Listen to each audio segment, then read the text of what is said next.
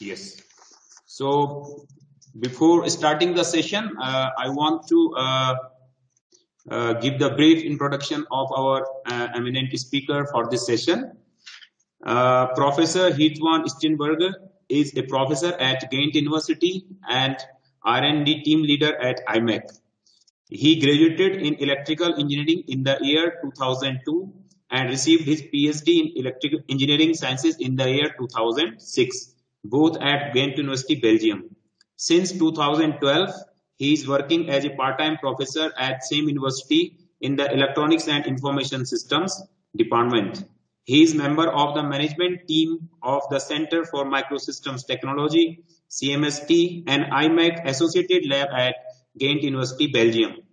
CMST conducts research in the field of design and technology of complex microsystems and is subdivided into 3 research domains. Hitwan Steenberge is leading the team that specializes in optical microsystems, and within his team, advanced optical integration and packaging technologies are being developed for application in optical sensing and communication. He is author of 58 peer-reviewed articles and more than 125 conference proceedings, all within his expertise domain of advanced integration and packaging technologies for optical microsystems. In Google Scholar database, his work counts 1,598 citations, including self-citations, and he has a high index of 19, November 2021. His focus is not solely on academic impact, but to a large extent also on economic and societal impact.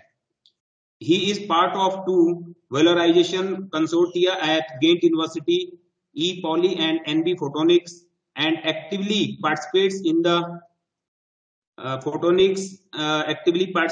valorization as a steering group member. Many of his research projects are carried out in close cooperation with industrial partners with very specific valorization objectives. He has built up a strong patent portfolio, 14 patents granted or filed, which is actively managed with the help of Gent and IMEC business developers. Potential licensing to industrial partners is under discussion for a number of patents. So it's all about Professor Steenberge, and now it's up to you, sir, to take this session and continue. Okay, thank you for the introduction, Dr. Naitani, and for inviting me and giving me the opportunity to talk to all these Indian students. It's really a pleasure to be able to do that. So in the meantime, you should be able to see my screen. Yes, it's visible. Okay, thank you. Just switch on my pointer and then we are ready. Okay. So yeah, welcome everyone. So indeed, I work at, let's say, both Gent University and IMEC. So it's a kind of combined group with people on let's say payroll of both institutes, both at university and then also IMEC, and the group focuses, as mentioned by Dr. Naitani, on advanced integration and assembly technologies for packaging of photonic devices. So let's start with a few words about the 2 host institutes, just that you kind of have a little bit of a view on the environment I'm working in. So first of all, IMEC. So we are a research group, which is located at the university, but the group is associated to IMEC. Not all of you might be familiar with IMEC. So IMEC is a kind of world-leading R&D and innovation hub in nanoelectronics and digital technology, with in the meantime close to or perhaps already over 4,000 researchers. IMEC has a very advanced clean room infrastructure with an let's say overall size of more than 12,000 square meter, And let's say the income of IMEC is let's say a combination of direct collaborations with industry, and then some programs with, let's say, in which funding from the government is involved. So as mentioned, we are associated to IMEC, but located at the University of Ghent. Ghent is a university with about 40,000 students in different faculties, including a faculty of engineering with over 5,000 students. And we also have, let's say, more dedicated to the topic of today, we have a master in photonics at Ghent University. So we are located in Ghent. Ghent is a very beautiful place. Mr. or Dr. Naitani knows that, as he has spent here 4 years during his PhD in Ghent. It's a very nice city to live and also to work. So this is, let's say, our current facility, or the current facilities we have in the group. So on the left, a clean room environment where, let's say, all the different processes and results which are included in this presentation are being processed in our own clean room environment. And okay, that's based on, I would say, different processes: thin film, thick film, as you will see, laser processing in a few minutes. Okay, and then this slide concludes my very brief introduction on the group. So yeah, I'm part of a group developing microsystem technology solutions. My responsibility is everything which is related to photonics, but the group, let's say, is dealing also with non-photonic applications. So here are just, let's say, for the entire group, a number of examples, but they all, let's say, require the development of novel integration and packaging technologies. So let's start with a few non-photonic applications. Many of these are related to healthcare applications, where you could think of flexible electrical microsystems which are integrated on the body to kind of monitor certain vital parameters. Another form factor is the integration of active devices, chips in a smart contact lens, an example which is shown top right. And then finally, also a lot of work on implantable devices to be implanted in the body, whereas of course they all need to be encapsulated in a proper way before you can implant in the body. So these thin film encapsulation solutions, for example, as shown bottom right, for a peripheral nerve system probe, was developed here in the group. A lot of activities also on integration of various components in daily objects to make them smart. Integration in textiles, smart textiles, electronic textiles. For that, let's say, at the moment, there are not really established technologies. So it's the ambition, the focus of the group to enable these novel developments by developing novel integration technologies. And then a few words on the photonic packaging activities, but okay, we will discuss this in way more detail in the call.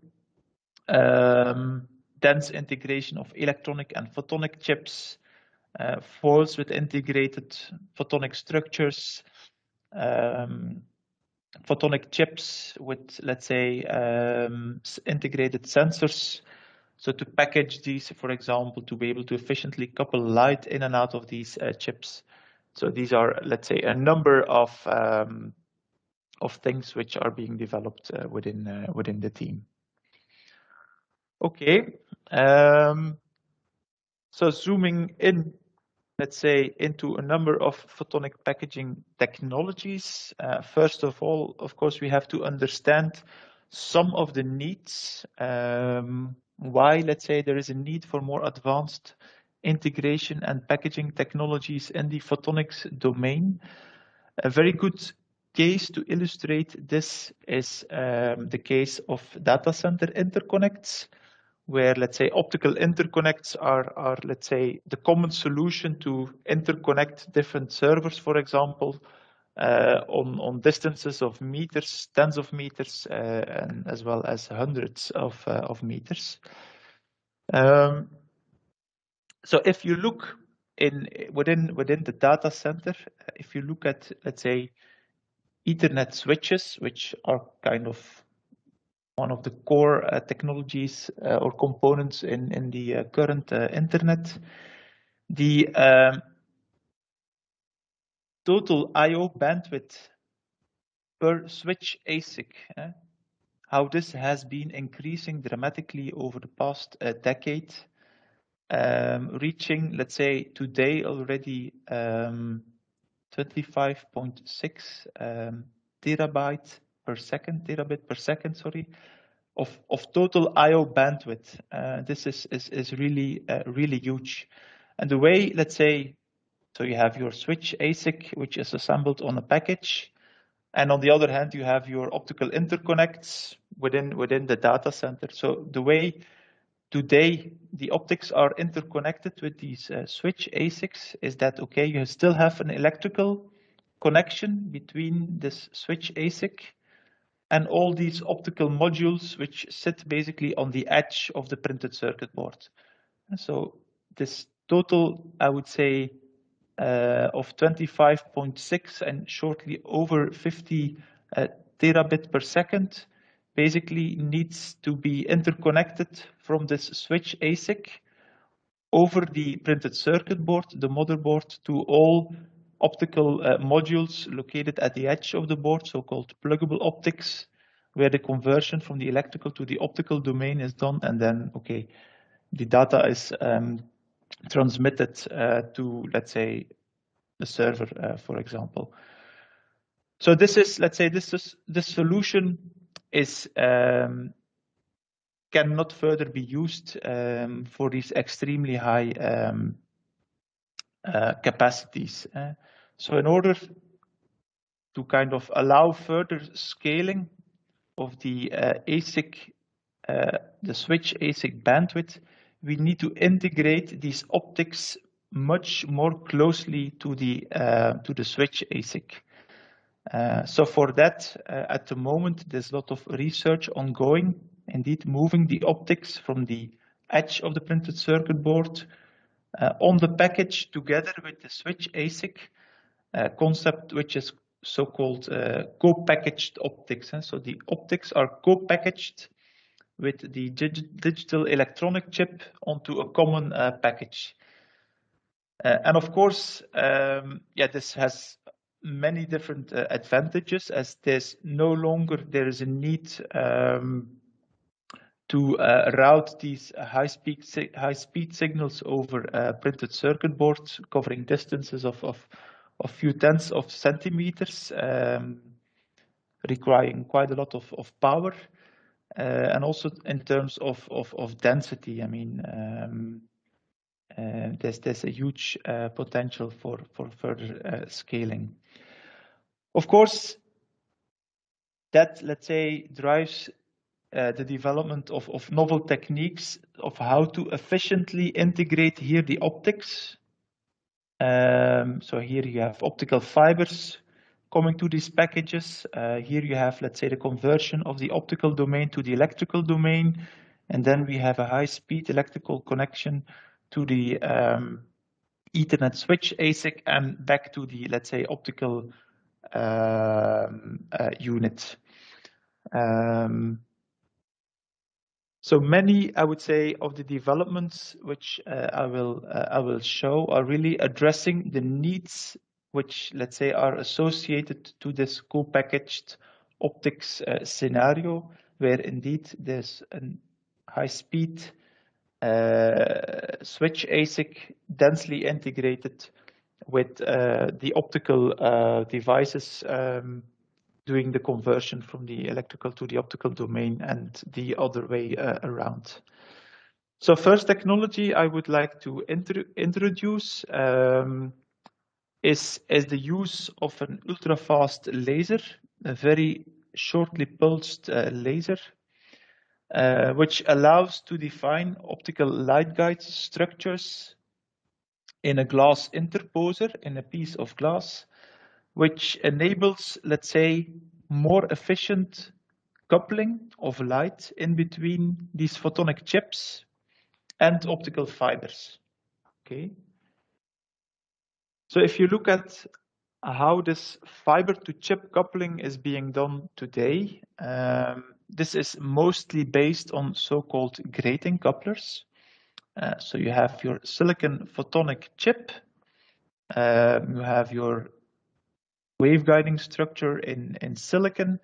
Light is coupled out vertically with the help of a so-called out-of-plane grating coupler. And then the light is coupled to basically an optical fiber, which, let's say, to which a suitable end facet is provided under an angle so that light is efficiently coupled in from the silicon photonic waveguide structure to the core of the optical fiber. Okay, so this is how this optical fiber coupling to photonic chips is being done today. However, we really see a lot of limitations with this current approach. So if you look at how this is being achieved, typically different optical fibers are aligned in V-grooves. These V-grooves are defined either in glass or in a piece of silicon. So after they have been assembled in these V-grooves and attached with the help of an adhesive, of a glue, this block is basically polished under a specific angle to provide this optical facet under the appropriate angle, and then to make sure that the beam is efficiently kind of coupled under total internal reflection to the grating coupler. And then basically this entire block is precisely aligned on top of a photonic chip, as you can see here in the central image. And the optimum position is basically achieved by sending light to one of these fibers, so-called using active alignment, sending light to the fibers. Light is coupled to a waveguide on the PIC. There is like a waveguide loop on the PIC.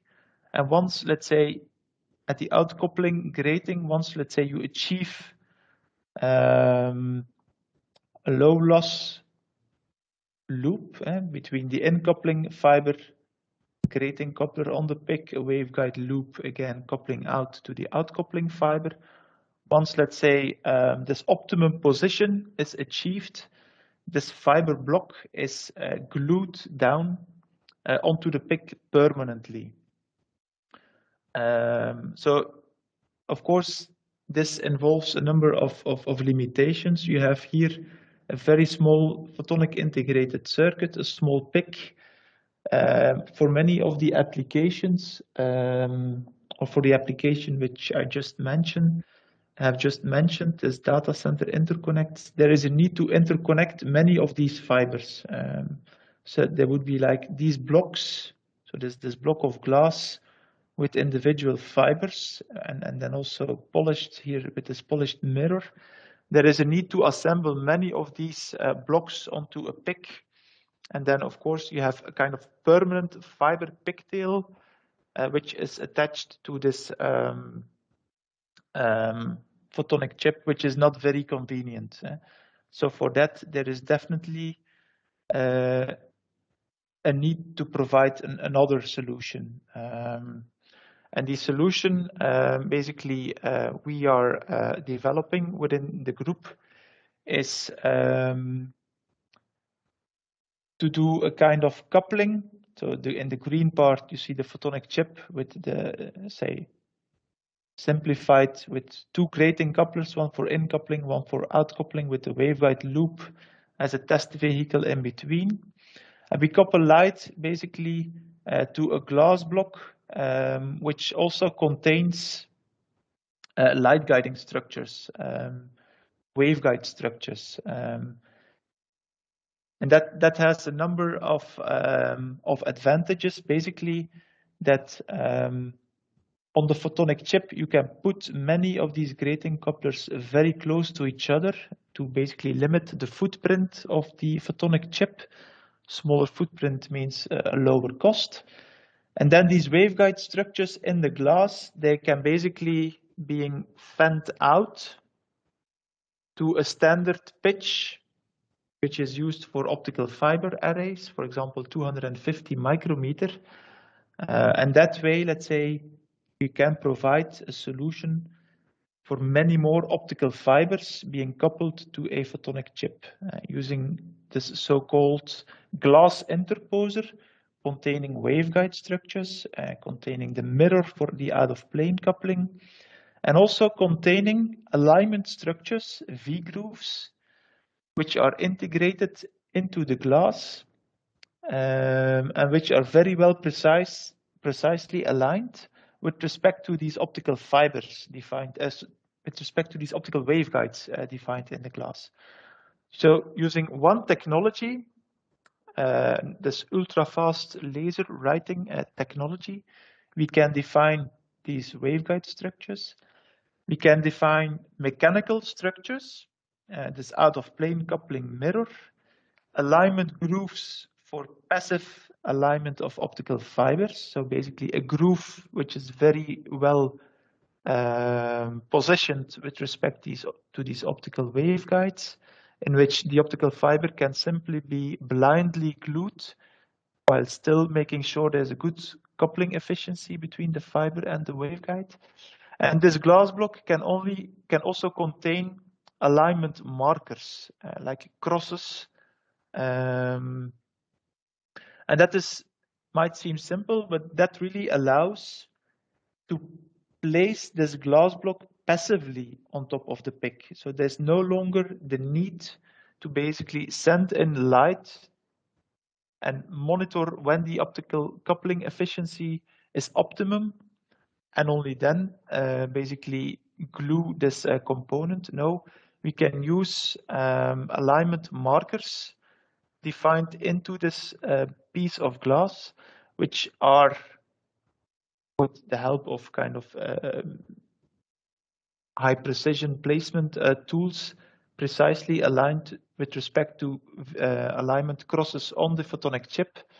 And there's no longer the need for this active alignment. Okay. So first, a few words about this ultra-fast laser direct writing technology. So for that, we have a femtosecond laser source with a fundamental wavelength at 1030 nanometer. But we kind of double the frequency, so we work at a wavelength of 515 nanometer. Pulse duration is a few hundreds, typically just below 400 femtoseconds. And this laser beam is densely focused within the bulk of typically fused silica glass. So what happens here is that in the focal region, so where, let's say, this femtosecond laser beam is so there's a cross section here, is focused. Basically, non-linear absorption takes place, and we can locally, in this focal volume point, modify the refractive index of the fused silica. So slightly increase the refractive index. Now, if you then move around this focal spot within the bulk of the glass, basically 3D optical waveguide structures can be defined by this technology. Okay, and the advantage is that there's a very good control of the waveguide position in the 3 dimensions. So typically the sample is moving in X, Y, Z, so you can basically indeed define waveguide features not only in plane but also in 3 dimensions, in 3D. These waveguides are defined in glass. So glass is a very stable material over time, and it also allows to define waveguides with a low propagation loss.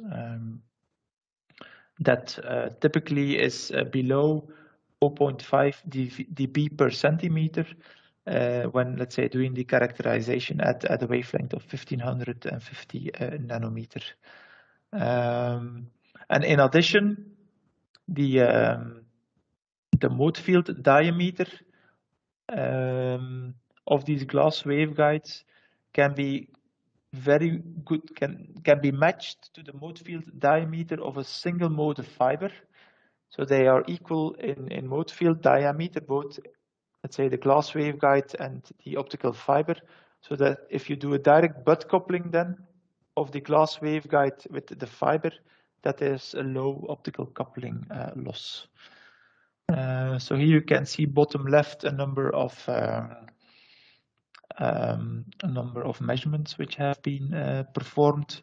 So for various laser inscription power, basically propagation loss of the waveguide was evaluated, where you see that depending here on power, you definitely are well below 1 dB per centimeter, and so this is per centimeter, and by staying here in this region below 1.5 dB per centimeter. And here, let's say, we analyze the near field beam profile.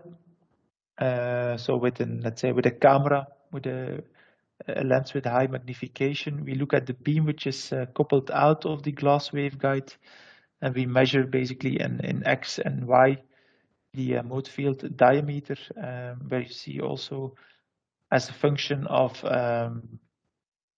the inscription power, the mode field diameter in this case is slightly more than 10 micrometer, so still slightly larger than the mode field diameter in a glass fiber, but there are also ways to further reduce the mode field diameter so that the matching is done in a good way. Okay, so this technology not only allows to modify the refractive index, but basically we can also selectively modify the properties of the glass locally, again with this focused femtosecond laser beam, modifying the properties of the glass in such a way that the wet etching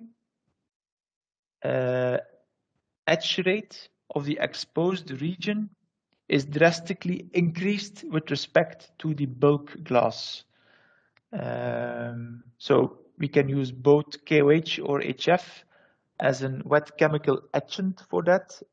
As you might know, HF etches glass quite rapidly, but if you kind of expose the glass or certain volumes within the glass with this femtosecond laser beam under the appropriate conditions, the etch rate is even increased more.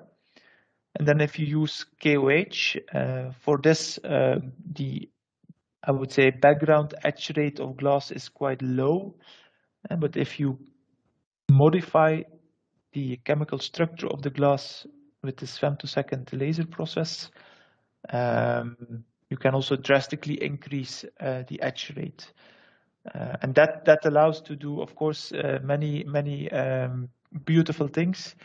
As for example, you can expose a certain volume in the bulk of the glass, for example, in the shape here of a V-groove. So this is a cross section of the glass in which, let's say, certain lines out of plane have been written, forming this V-groove shape. And then in a second step, this wet chemical etching process takes place, and then basically the the exposed regions are being etched, and here this V groove is lifted out of the glass. And we can do this definition, for example, of the V groove here, and the exposure of the different lines defining the V groove. We can do this in the same step as we define optical waveguide structures. So then the two are very well aligned with respect to each other, optical waveguides and, let's say, the contours of the V groove. Then we move to the etching step. The V groove is being etched.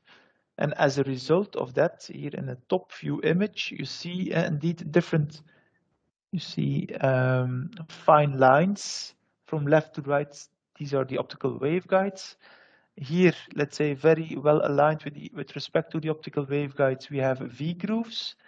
And in these V grooves, we have passively aligned. We just position the optical fibers. We press them down towards the bottom of the V groove, and so they are self-aligned onto these angles with sidewalls with a certain angle.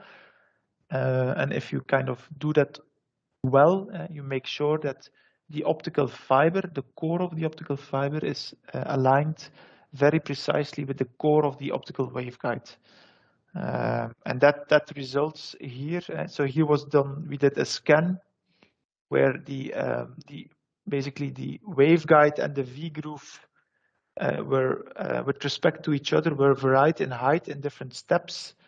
And you see here that when, let's say, in the optimum condition without an offset in the vertical direction between the V groove and the fiber, so the V groove containing the fiber and the optical waveguide in the glass, we get a coupling loss of slightly more than 1 dB for a fiber which was really assembled passively, just without monitoring the optimum position, just blindly putting it there, gluing it down and basically characterizing the loss.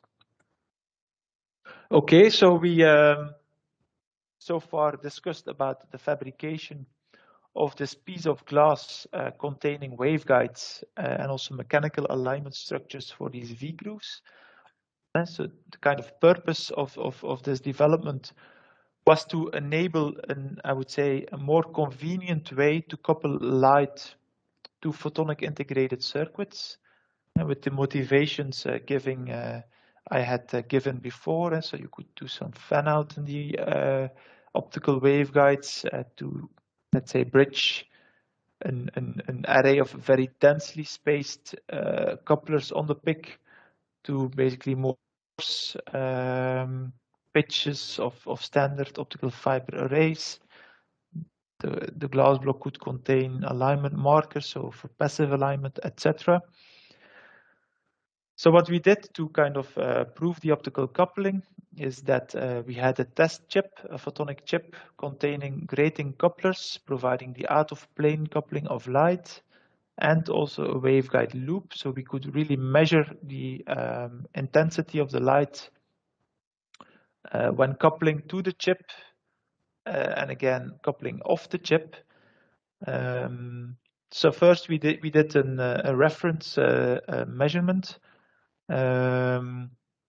by, let's say, actively aligning two discrete optical fibers with respect to the two grating couplers on the photonic chip without the help of this glass interposer.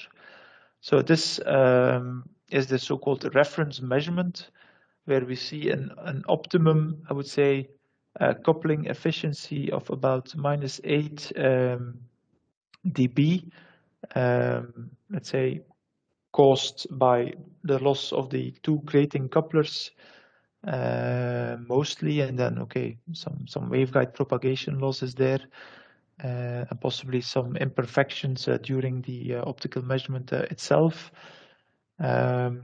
And then, let's say, as a second step, we have the full assembly, so the blue curve, in which basically the light is coupled from an optical fiber passively aligned in a V groove going through the optical waveguide in the glass with the mirror coupled down. So there's also the mirror is included here, coupled down to the grating coupler, the waveguide loop, grating coupler, mirror, waveguide in glass, and again coupled to the optical fiber in the piece of glass.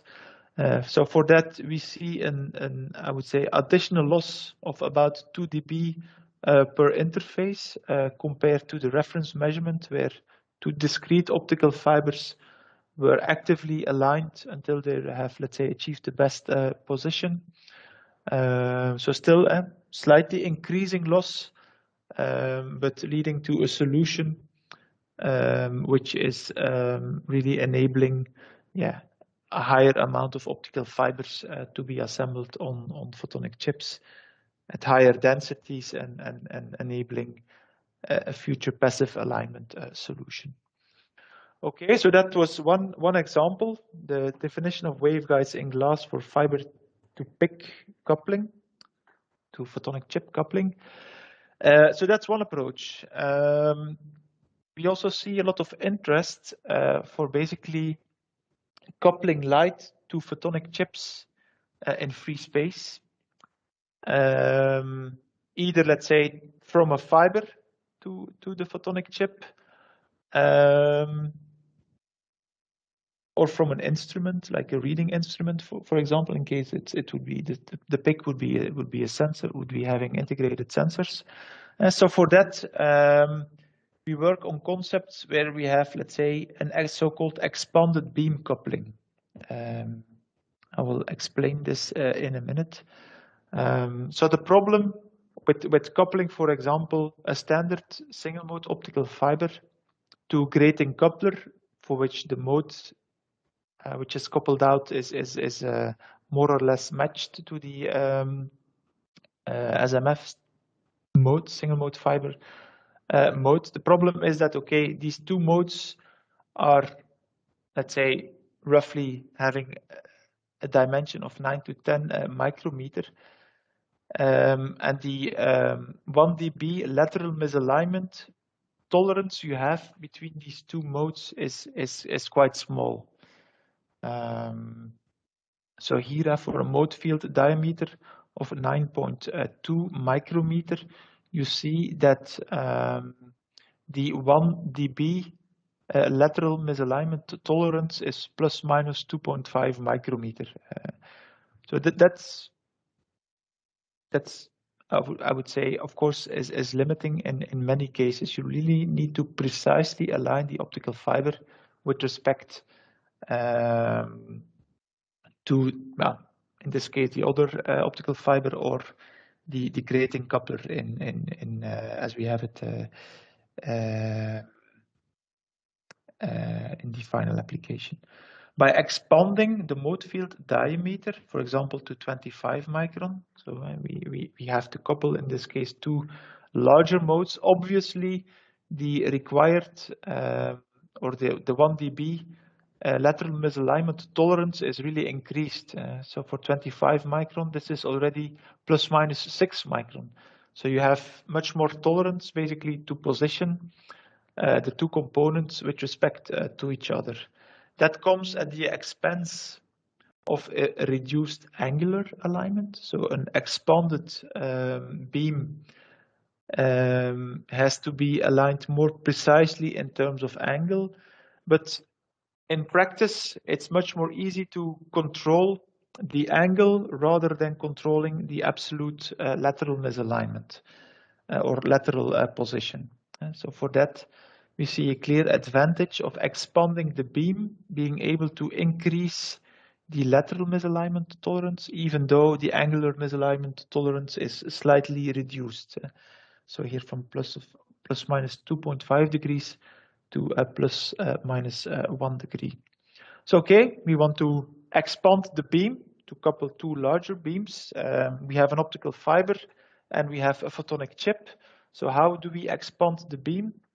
Well, typically, we work with micro lenses. So here in this basic ray trace simulation plot, you see here at the source, and you have, let's say, the grating coupler, which couples out a beam with a mode field diameter of about 9 to 10 micrometer.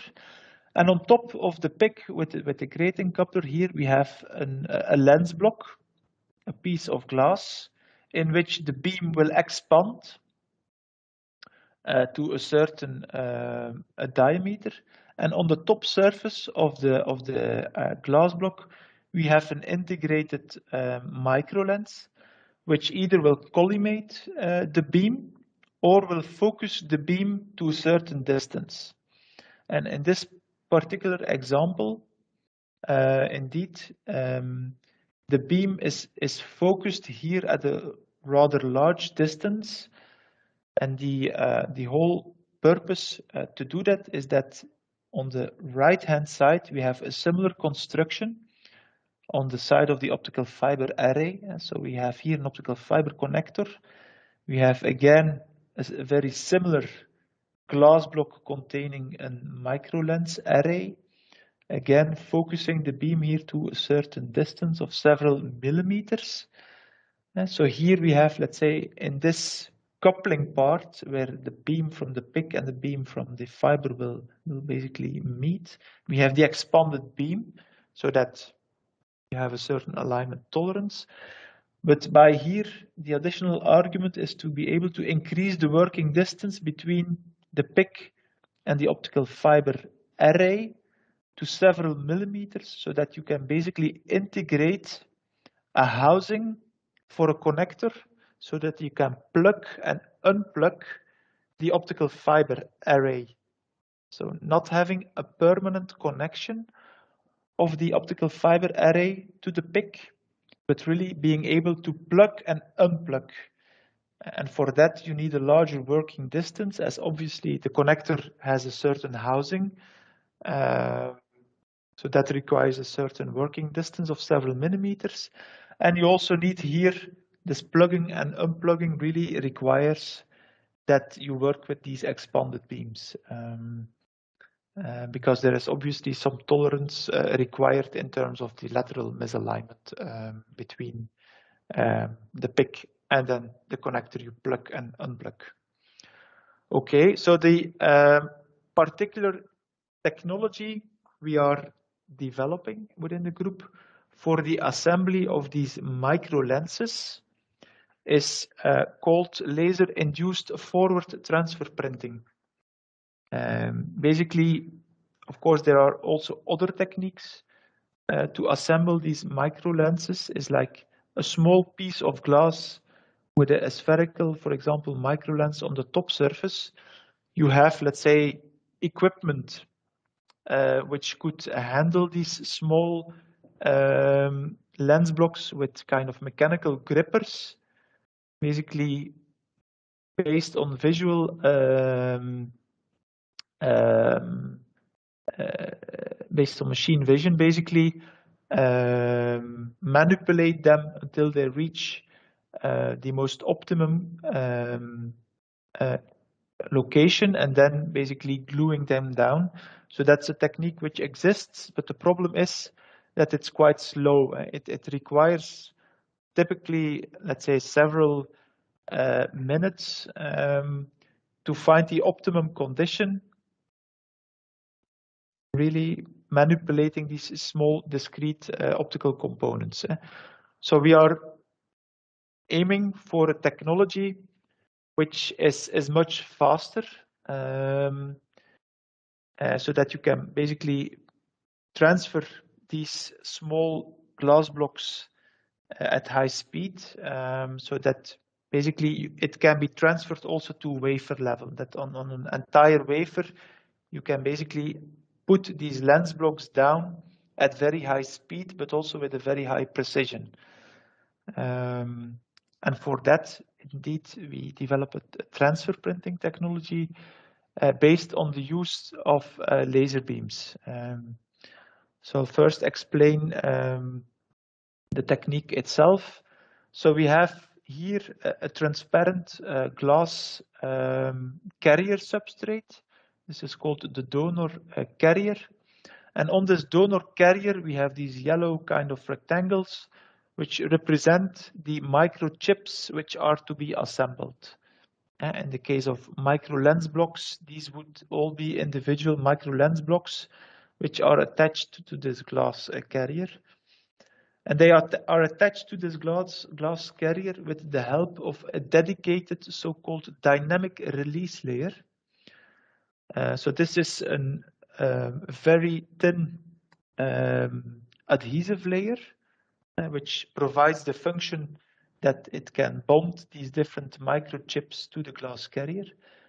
But it also, let's say, if you flip this glass carrier with all the microchips facing down, and you bring this in close proximity to the receiver substrate onto which these microchips are to be assembled, we can basically release here the microchip from the glass carrier selectively with the help of an incoming laser beam. Here, locally release the interface and transfer the component, the microchip, from this transparent glass carrier substrate to the receiver substrate. And this is basically the basic idea behind this laser-induced forward transfer printing technology, that you have, let's say, a large receiver substrate containing many chips, many devices onto which an additional component needs to be assembled. And you have, again, this donor glass carrier substrate, again, a wafer containing many identical of these devices. The two can be, I would say, can move with respect to each other, and an incoming laser beam on demand will transfer one component from the carrier substrate to the receiver substrate at very high speed. So there's, in this case, no longer the need to manipulate these individual devices. There's no need to kind of mechanically try to grip one of these very small components, pick it up and put it somewhere else. No, everything is being done on these larger carrier substrates, and it's a laser beam which transfers the component, the microchip, the microlens, from the carrier substrate to the receiver substrate. So that can be done wafer level. It's ultra fast. Basically, these laser pulses, yeah, this indeed is the laser source, for example, would be a picosecond laser, which, let's say, pulse durations of say a few tenths of picoseconds, for example, 10, 15 picoseconds in our case. But the repetition rate of this laser is also very high. And so typically that's operated at a few hundreds of kilohertz repetition rate. So a few hundred thousands of pulses per second in combination with, let's say, a galvo scanning system manipulating the laser beam here over the substrate. You can really print, transfer a lot of components per second. So really going to high speed. A lot of different components, microchips can be printed. I will focus on fused silica or on glass in case of the micro lenses. But obviously, this technique has much more potential only than assembly of micro lenses. If time allows, I will also, let's say, explain a completely different case, the assembly of micro LEDs for display applications, where also this technology is being developed for. The printing can be done in non-contact, so there is a certain gap between the donor and the receiver substrate, but that really depends on the type of component which is to be printed. In some cases, we need a very high placement accuracy of the die on the receiver. And then it could also be a combination of a kind of bonding the two substrates, bringing them into contact, selectively releasing a number of components, and then removing basically the top carrier substrate, really to enable these very high precisions, which is more difficult to achieve when there is a certain gap, for example, of tenths of micrometers or hundreds of micrometers between the two substrates. Okay. So let's go through this assembly flow for putting micro lenses on photonic chips. First of all, we have the different processes or different process steps to fabricate the micro lenses. I had a bit of background. In case there's a question, feel free to, or something else, feel free to interrupt me. So I will first continue with the fabrication of these micro lenses on a glass substrate. The glass substrate has a certain well-defined thickness. Obviously, that comes out from the optical simulation study. First of all, we define metal alignment markers on one side of the glass substrate. That's basically a definition, deposition of metal, and then a lithography step and an etching step to define these precise alignment markers. Then the glass carrier substrate is flipped, and on the top side of the glass substrate, we coat and lithographically pattern a suitable photoresist into circularly shaped discs. These discs are lithographically defined, so the diameter is very well controlled, and also the height is very well controlled. There is some background, so if you could please check whether your mic is muted, that would be great for me. Okay, thank you. So because this is based on a spin coating technology, we can control very well the height of this polymer disc. The diameter is also very well controlled by the lithographic processing. So basically that means that the total amount of material which is deposited here is very well controlled.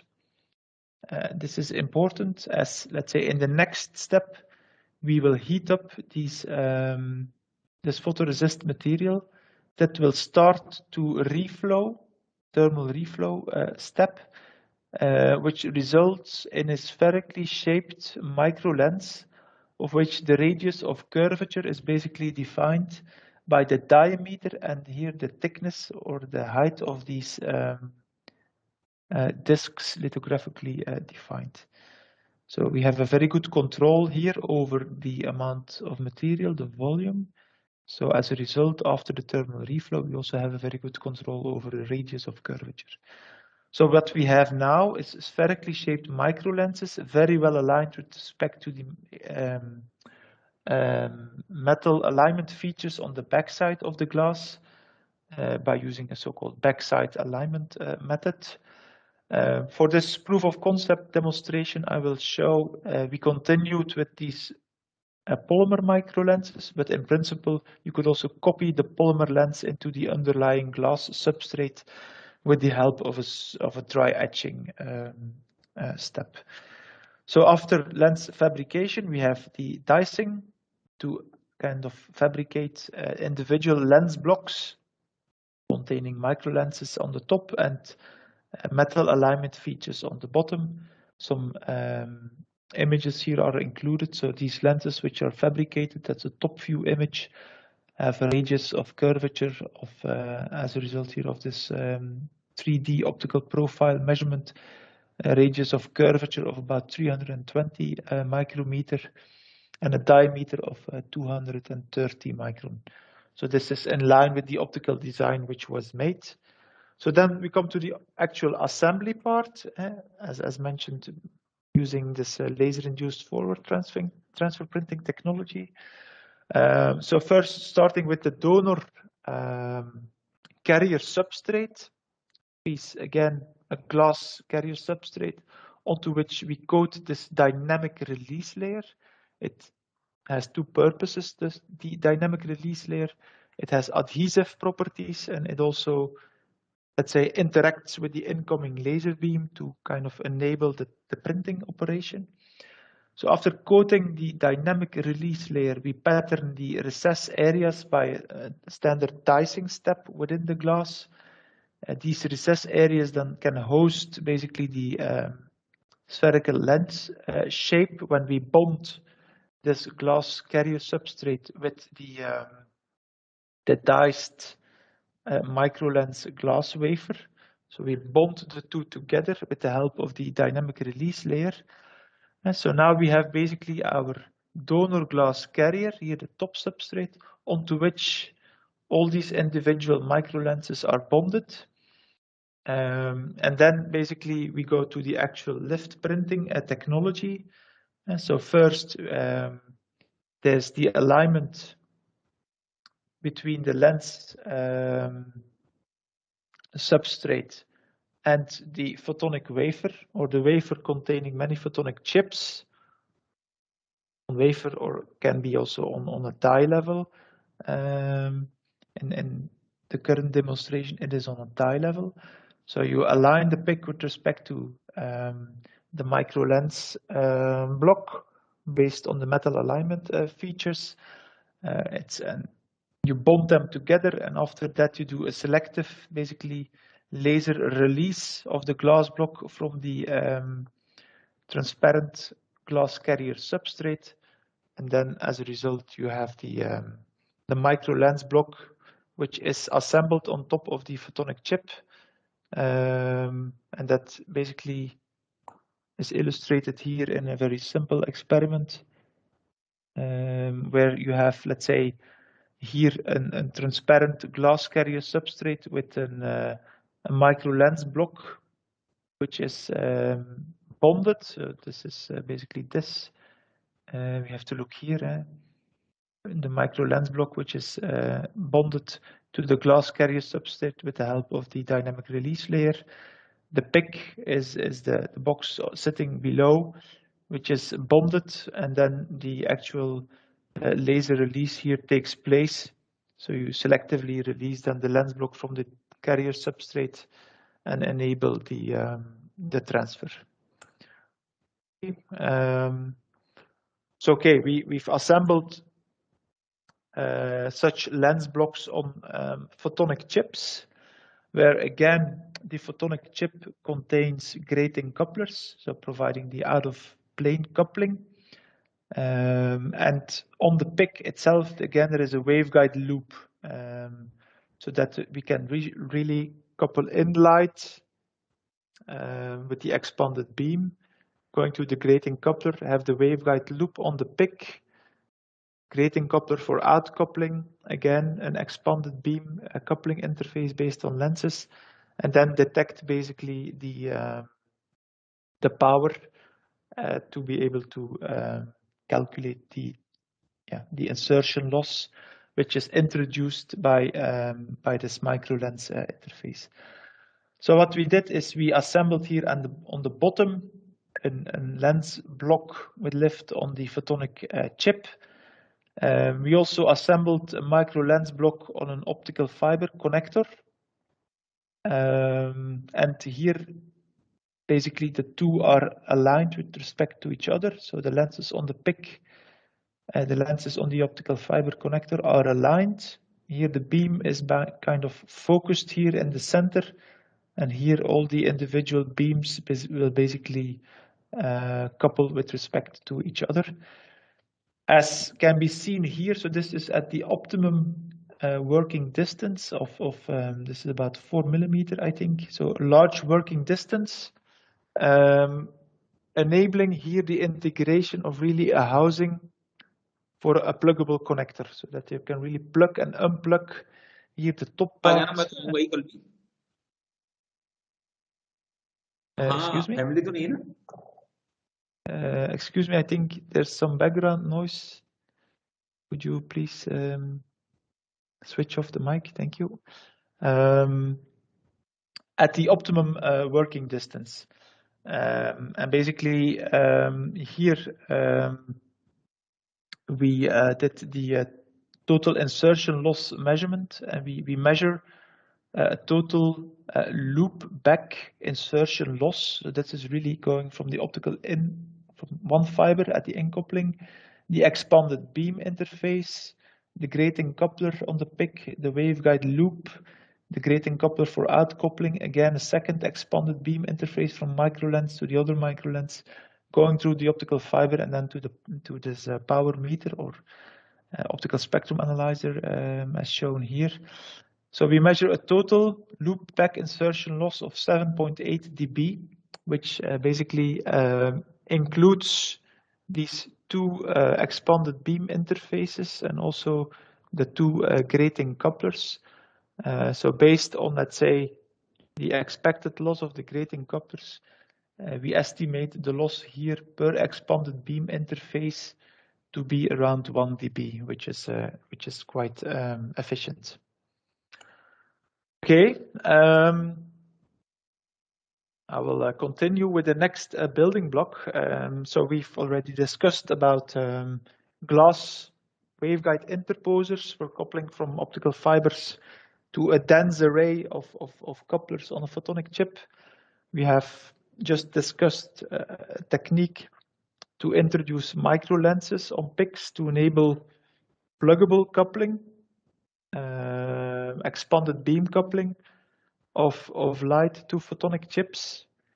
Here I want to kind of introduce a next concept, and especially, let's say, remember this use case of data center interconnects where the optics are very close to the processor and ASIC switches. There might really be a need to interconnect really a lot of optical fibers to these packages. So package containing the switch ASIC and all these optical modules around. So for now, coupling to optical fibers on this package, I think, is definitely the way to go. But over time, the total amount of optical fibers might simply become too large and is no longer feasible to connect all these optical fibers to one package onto which you have this switch ASIC and also these optical modules. So for that, we investigate the coupling of, in cross-section, photonic chips on a substrate. On this substrate, you could have the switch ASIC, you could have a lot of optical chips, but we do not couple light from the optical chip to the fiber, because on this package, the total amount of fibers in the future would become too large. So now we basically couple light to optical waveguides integrated on the main printed circuit board. So similar as for, let's say, electrical interconnects integrated in a multi-layer printed circuit board, you could envision in the future that one layer of the printed circuit board contains optical waveguide structures, basically routing light from one processor possibly to another processor on the printed circuit board, or let's say from the main processor basically to the edge of the PCB, so providing kind of optical fan out of all the optical channels to an optical fiber connector, for example. So okay, so what we look at is the integration of these optical waveguides on the printed circuit board.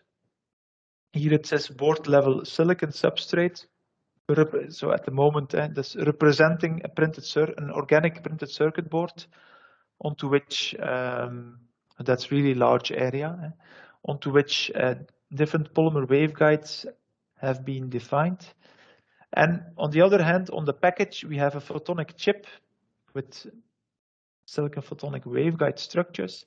And somehow we want to develop here a solution to couple light efficiently from these silicon photonic waveguides to these board level optical waveguides, polymer optical waveguides. So for that, a number of components and interfaces have been developed. So first of all, instead of using a standard grating coupler which couples out light in the upward direction, a dedicated downward coupling grating has been developed, coupling light downward through the silicon substrate, onto which also an anti-reflection coating has been integrated. And then a ball lens, which is positioned accurately in a via defined in the organic package substrate. This ball lens basically will focus the beam here onto the facet, the mirror facet,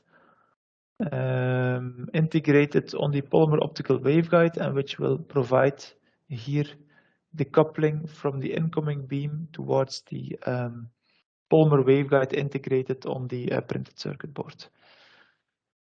So first, a few words on these grating couplers. I will not go in too much detail here. Main principle is that we add basically a metal reflector on the top side of the photonic chip,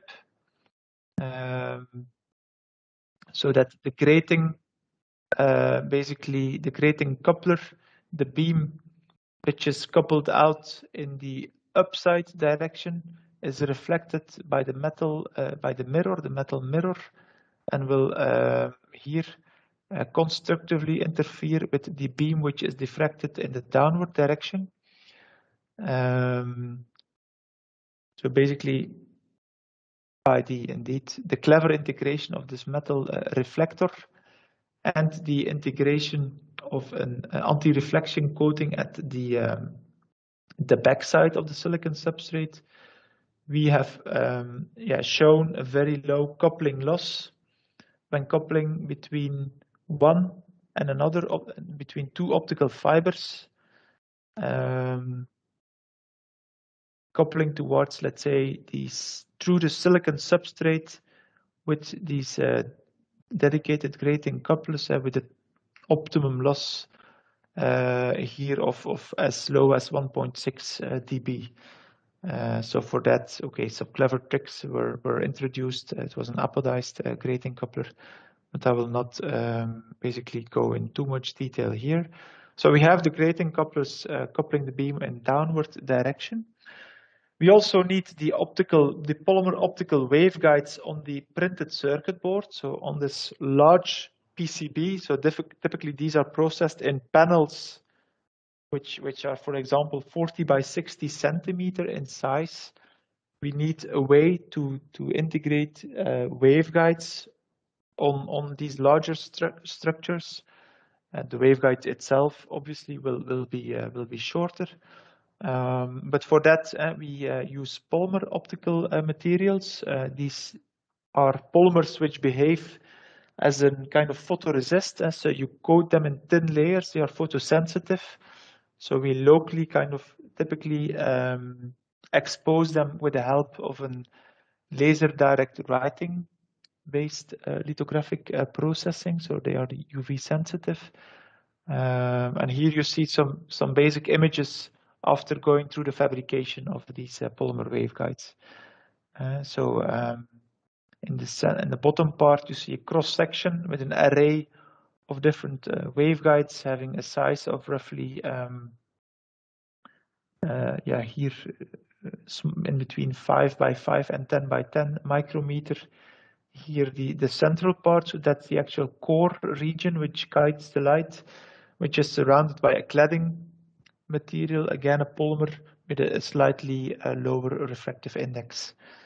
And then you have here a scanning electron micrograph of the core of the waveguide after, let's say, this patterning with laser direct writing method. So okay, we have the technology to fabricate these waveguides. Obviously, you want to know the propagation loss of these polymer optical waveguides.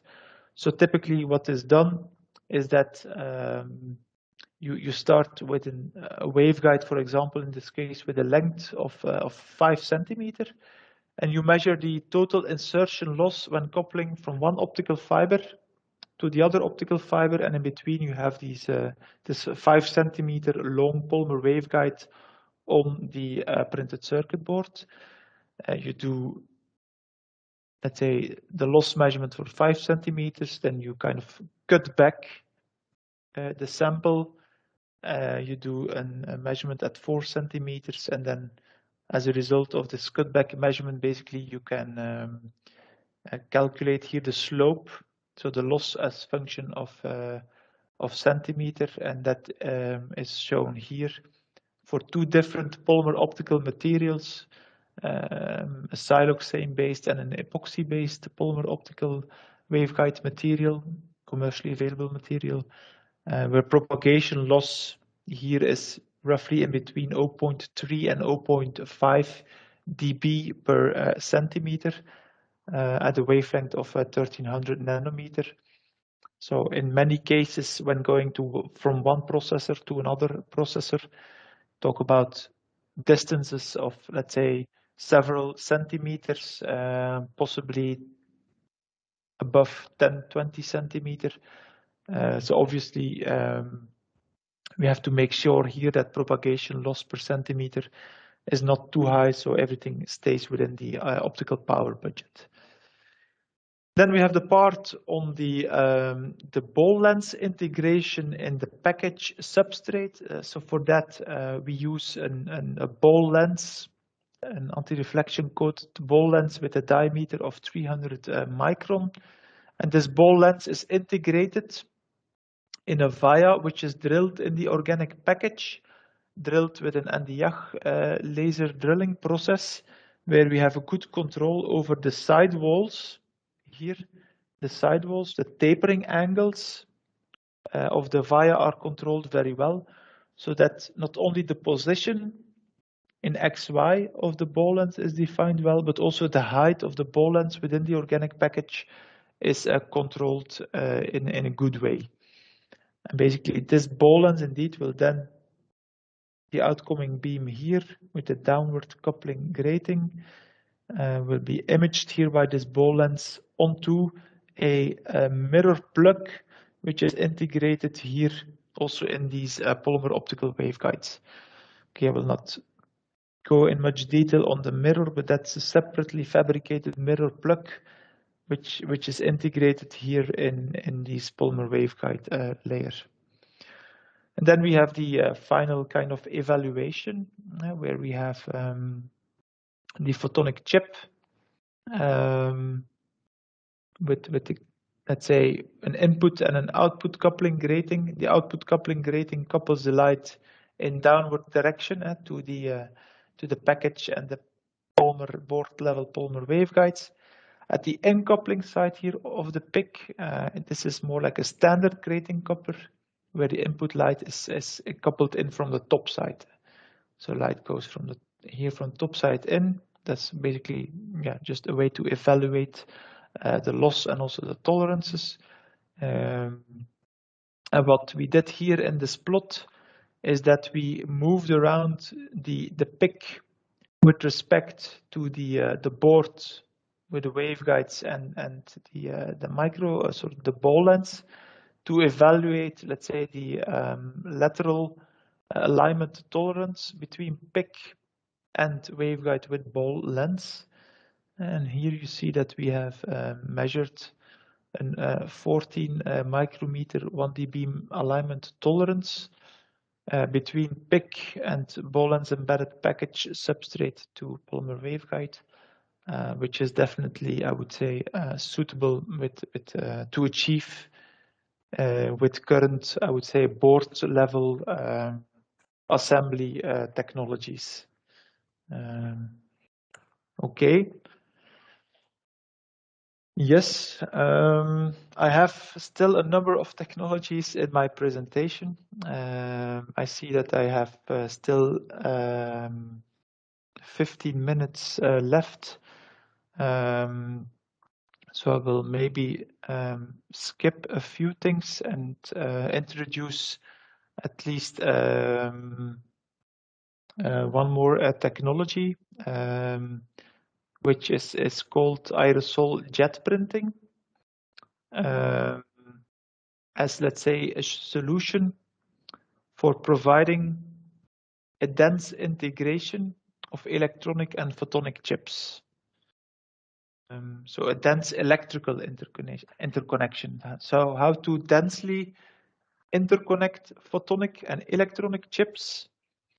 So okay, in literature, different technologies and also in industry, obviously different technologies are being used and reported.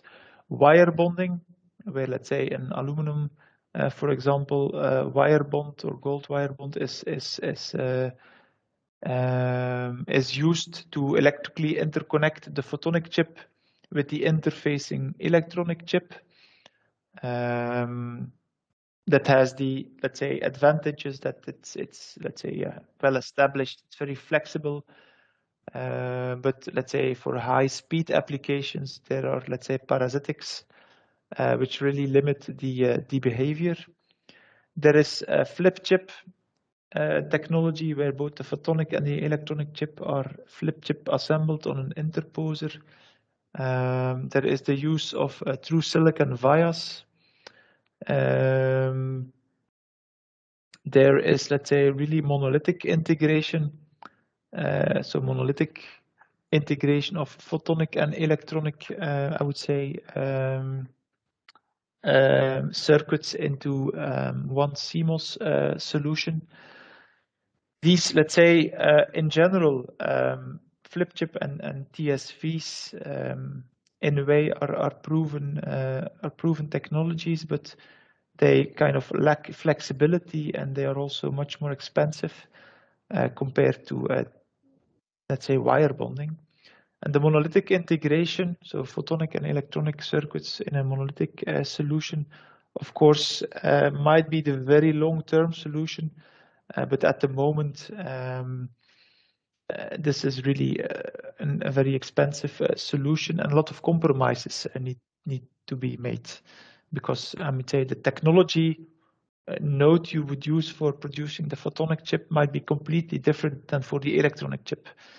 So for that, it's also not always the most optimum solution.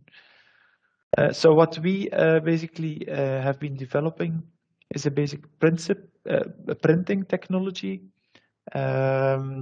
based on aerosol jet printing, where an ink is printed in an aerosol phase, and the ink basically contains electrically conductive particles, and by, let's say, in comparison, for example, to inkjet printing, which is only suitable for printing on planar substrates, here, let's say, by focusing an aerosol beam containing these metallic conductive particles, we can basically print on 3D structures, print on the edges of chips, for example, and that, of course, is very powerful when thinking of electrically interconnecting chips with various dimensions in a more, I would say, flexible approach. For this, I will just quickly show a few images, and then I will conclude my talk. Basically, you print conductive lines, so that's a top view image, and the ink contains basically nanoflakes of silver in this case. And because these are nanoflakes, you can basically sinter them together thermally at, I would say, at temperatures which are not too high, and at, let's say, also duration which is not too long. And so this is an SEM micrograph after sintering such an ink at 200 degrees C for 2 hours. And that basically allows you to print in a very flexible way conductive lines, electrically conductive lines, from A to B. That can be on a planar substrate as shown here, but it can also be on certain 3D topography. And that's, of course, is what is mostly interesting to us. So these lines have a certain, obviously, resistance, which is to be optimized basically by the sintering process, for example, and also the dimensions in cross section of these wires, printed wires, can be controlled by adjusting process parameters. Typically in width, there are several tens of microns in width, and the height is basically defined by the viscosity of the ink and the printing parameters, but it's typically several microns in height. And so then we evaluated this by assembling both a photonic and an, so this again is in cross section, a photonic and an electronic chip face up. The aerosol jet printing, obviously you need to print on a certain carrier substrate. So we here first provide this dielectric support, and then we print from, let's say, the contact pad of the photonic chip to the electronic chip, and also back to the, let's say, carrier substrate in 3D fashion. Yeah, this is a particular flow basically to illustrate how this is being done. Let's just look at a few images.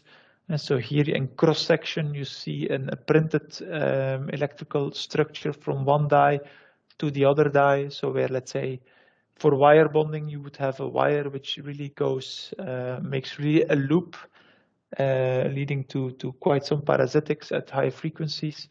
You really print here a flat interconnect between chip 1 and chip 2. And also the pad size here on these two chips can really be minimized. The dimensions also reducing capacity, for example, applications. And then finally, this aerosol jet printing was demonstrated for electrically interconnecting an electronic driver chip with a high speed. So this is containing high speed drivers with a silicon photonic chip at the bottom, containing EM modulators, so a certain type of modulators, and the electrical interconnection is here achieved by these aerosol jet printed lines, and then together with, let's say, colleagues here within university and within IMEC, high-speed measurements were done, where we have proven basically the high-speed potential of these aerosol jet printed interconnects between a electrical driver chip and a silicon photonic chip containing these electroabsorption modulators. Okay, with that, I would like to conclude my talk. There are, let's say, a number of other technologies I have here in my overview, but I will respect the time slot which was allocated to me and conclude here. So we've discussed a number of technologies for, let's say, enabling future photonic packaging, ultra-fast laser direct writing of glass interposers was shown. Fabrication and assembly of microlenses was discussed. Integration of PICs on optical printed circuit boards was described. And finally, I concluded with this aerosol jet printing technology for a dense 2.5D, so side-by-side, electronic to photonic integration. I would like to acknowledge a number of colleagues within the team, but also within various teams within IMEC, within the university, and also in the framework of the European project PICSUP, with whom we have collaborated and with whom some of the results included in the presentation have been obtained. And yeah, finally, I would like to thank you for your your attention. I hope it was kind of interesting to all of you, and that basically you are in the meantime convinced that there is a need for advanced integration and packaging technologies. In the meantime, I'm also, now that I stopped sharing my screen, I'm also happy to see that Sandeep Kalati-Mekat is attending this seminar. It has been a very long time. Yes. Way too long. Okay.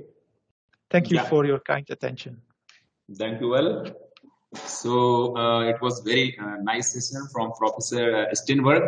Now I request the participants, if you have any queries, any doubt, or if you want to ask something, then you are most welcome. Yes, there is one hand raised. Anupsi, yeah, please, you can also open your video if you want. It's up to you. Good afternoon, sir. I am Anupsi Johari. Sir, my question is that in a slide of microelectronics fabrication, you used a step or process of thermal reflow. What is the Correct. use of that process, sir? Yes. So thank you for the question. So this thermal reflow is basically the use of that is to define the spherical shape of the microlens. Okay. So the lens, right, there are different, of course, different techniques to fabricate microlenses. But if you precisely pattern photoresist, so a specified layer thickness, also a specified diameter, so a well-controlled amount of photoresist, you heat up the photoresist to, let's say, close to the thermal transition temperature, you kind of will start reflowing locally the polymer, and it will form by nature a spherical shape. That's a very, I would say, standard in the meantime technique for the fabrication of spherically shaped lenses. So that's basically the use. Okay. And sir, in the next slide of microlens assembly, you have used the DRL coating. Sir, what is the purpose of that? Is it for pattern only, or there is some other specific application or purpose for that? Yeah, so that dynamic release layer serves two purposes. So first of all, you have to be able to bond the micro lenses to this glass substrate. So it should have an adhesive function. So let's say, think of a special type of glue. So that's the first function. The second function is that the incoming laser beam should be efficiently be absorbed within this very thin layer of this release layer, so that basically you provide a kind of thrust to the component so that it moves. It's first of all released from the donor, from the glass carrier, and it's basically transferred to the receiver. So that these are the two kind of purposes. Now for the micro lenses, we kind of did a bonding and then a selective laser release. And so this thrust in forward direction for micro lenses is not really required. But yeah, we also work, for example, on assembly of micro LEDs for display applications. And then you really need to assemble, or the two cannot be in contact with respect to each other. And so you have a carrier substrate glass with many micro LEDs to be assembled, and you have the display, say, carrier substrate, and these two need to be able to move with respect to each other during printing, and so that is a certain gap which needs to be bridged. So there, there should be sufficient thrust by the incoming laser pulse to transfer the dye to the receiver. Okay, sir. Thank you so much. Yeah. Okay, thank you. Okay, thank you, Anupsi. Now there is another person. Yeah, it's okay. My friend Sandeep, you want to ask some question? Yes, so Sandeep, please. Cannot hear you. You have to Maybe check. You are not audible, Sandeep. Please check. Yes, now can you?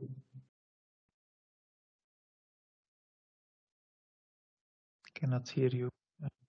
Yeah, I don't know what happened with Sandeep. Any other participant? Meanwhile, if they want to ask question. Good afternoon, Steenberge. Myself, Dr. Kirit Semal. So I you want can to open your video, Dr. Semal. You can open your video if you want, so that yes, good we know. nice yes. talk of Steenberge. Thank you. Myself, Dr. Kirit Semal, also of this institute. So my question is that this coating, how to do coating? Since we know that coating is only for one wavelength, IR coating or this. Yeah. Okay. So, yes. Indeed, you're right. So here, this was a single layer of anti-reflection coating. So a rather simple AR coating, just on one silicon nitride layer of a certain thickness. Indeed, it's limited in bandwidth somehow, but yeah, I think it covers the grating coupler is more limiting in terms of bandwidth as compared to this nitride-based anti-reflection coating. Yeah. Okay. Thank you. Yes. Okay, you're welcome. Yes, Sandeep. Am I audible now? Yes, you are. Please, you can ask question now. Yeah. Good afternoon. Here, it's a long time. Hi, Sandeep. Yes. I just wanted to ask for a bit of extension. So the printed circuit board stuff that you have presented has been so vast. So I don't have any questions on that. But towards the flexible and stretchable optics that has been going on in the group. So I wanted to hear the progress. That's what I was looking forward to. Okay. Yes. Yeah. I did not. I had not the opportunity to integrate everything in the presentation, so I did not cover that. So there's room for a second symposium. So what at the moment, the main application for this work at the moment is optogenetics. So stimulation, brain stimulation, making use of polymer optical waveguides, flexible optical waveguides, which are implanted in the brain. That's the main application for that work. I think this is the most important one. Yeah, convey my regards to everyone in Gent and in CMSP. Okay, thank you, Sandeep. I will for sure do that. It was good to see you again. Thank you, Sandeep. And now, any other participant, if you have any doubts, you can ask, please. Participants, I repeat, if you have any doubt, anything you want to ask Professor Steenberge, so please, you may. If not, then I think we are already more than 1.5 hours. So it was a really very nice and informative talk. And you have been very energetic throughout the 1.5 hour period. So that's nice as well. So we are, I would like to thank Professor Steenberge on behalf of GB Pant Institute of Engineering and Technology, Pauri Garhwal, Uttarakhand, India, that he has given us his valuable time. Although I know he is quite busy with the European projects and IMEC work, as well as teaching at university. So from that busy schedule, I'm really thankful that with my invitation, you have spared some time for us. And I hope so many participants, they will ask for your email and contact. And if they want to get benefited from your experience and work, so it will be valuable for our this particular faculty development program. So thank you well. Thank you very much. And yes, I hope in future also we can do some collaboration or some things together. Professor Semal is also working in optoelectronics from physics department, and Sandeep is also working with Shankar from Indian Institute of Science, Bangalore. So Yes. maybe we can think about something out of your talk that we can do together. So thank you very It much. would be a pleasure to Yes.